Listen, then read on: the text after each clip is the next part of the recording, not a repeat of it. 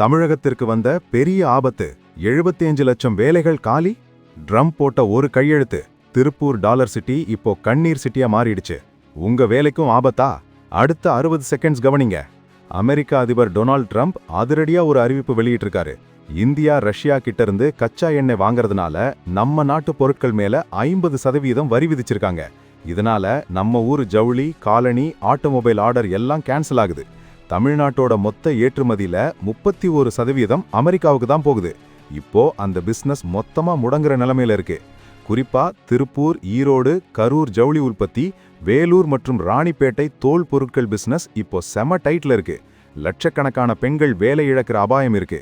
தமிழக முதல்வர் மு.க. ஸ்டாலின் அவர்கள் இப்போ பிரதமர் மோடிக்கு ஒரு அவசர கடிதம் எழுதியிருக்காரு. உடனே தலையிடுங்க, பருத்தி வரி நீக்கம், ஜிஎஸ்டி குறைப்புன்னு நிறைய கோரிக்கைகளை வச்சிருக்காரு.